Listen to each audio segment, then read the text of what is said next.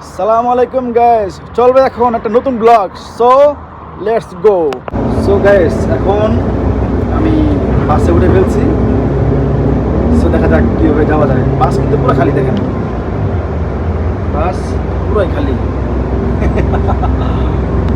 বাসে হচ্ছে আমি একলা একলা মানে একা। দেখা যাক আমি এখন এইখান থেকে উঠবো ইনশাল্লাহ। দেখা যাক কতটুকু যাওয়া যায়। এখান থেকে উঠে তারপর চলে যাবো হচ্ছে মেট্রোতে। সো গাইস, এখন অলরেডি চলে আসছি মেট্রোতে। এখন এখান থেকে রওনা হব। এখান থেকে সেই জিনিসটা আপনাকে দেখাবো, যেটা হচ্ছে মেট্রো রেল। ঠিক আছে, এখান থেকে চলে যাবো হচ্ছে নেক্সট স্টেপে, এবং রেলগাড়ির ভিতরে কিছু দৃশ্য থাকবে আপনাদের জন্য। কিন্তু অনেক এক্সাইটেড, কারণ ফ্রেন্ডের সঙ্গে দেখা করবো। সো একটু তো এক্সাইটেড হতেই হবে। দেখা যাক কতটুকু যাওয়া যায়।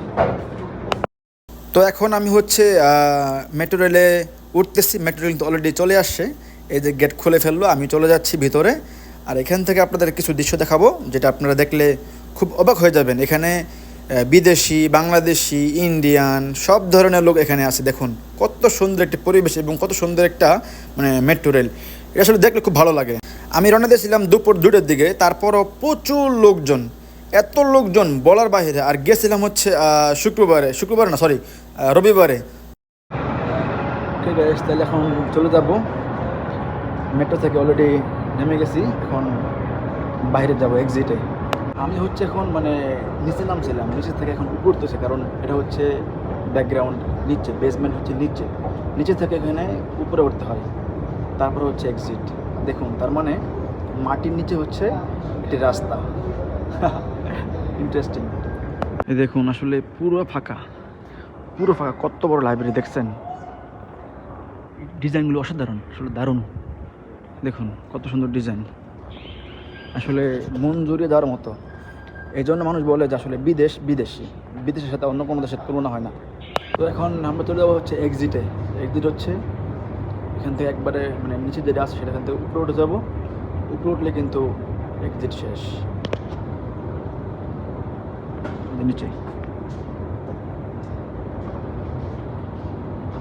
আসলে জায়গাটা আসলে অনেক সুন্দর, যা আসলে বোঝানোর মতো না।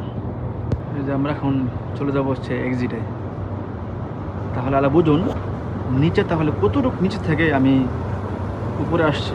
ঠিক আছে, এই হচ্ছে এক্সিট। সো এক্সিটে চলে যাচ্ছি।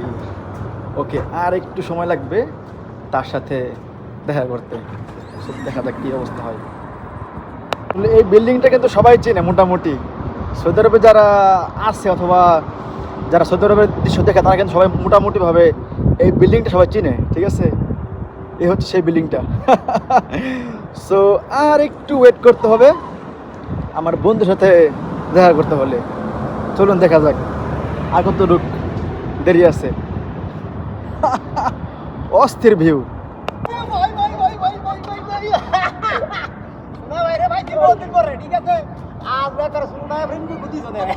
আসলে এই লোক থাকলে আমার প্রেমিকা লাগে না। বড় বড় জিনিস অবশেষে পেয়ে গেলাম আমার সেই বন্ধুকে, যার সাথে আসলে দীর্ঘ 1 বছর আগে কথা হয়েছিল। তখন ছিল বাংলাদেশে। তো ফাইনালি বিদেশে আসা হলো আমার বন্ধুর, এবং সেই বন্ধু আজকে চলে আসলো। তো আর বাইরে পায়ে কিন্তু আমি খুব খুশি। ঠিক আছে, অনেক মানে টিপস দিছে আর কি আজকে আমার। টিপস, প্রচুর টিপস, একেবারে লোড। থ্যাংক ইউ সাইফুল ভাই। আর আমরা আবার আল্লাহ যদি বাঁচায় রাখে সামনে শুক্রবার দেখা করতেছি, কেমন? ইনশাল্লাহ। ঠিক আছে, ভালো থাকেন। আল্লাহ হাফেজ। আল্লাহ হাফেজ। আর আপনাদেরকে কিন্তু এতক্ষণ ধরে এই ভিডিওটার জন্য বলছিলাম যে একটা নতুন ব্লগ আসতে যাচ্ছে, এটাই কিন্তু সেই ব্লগ। সো আজকের মধ্যে এখানেই, আল্লাহ হাফেজ, মারসালামা। ফাইনালি ট্যুর, আজকের ব্লগ ডান হয়ে গেছে।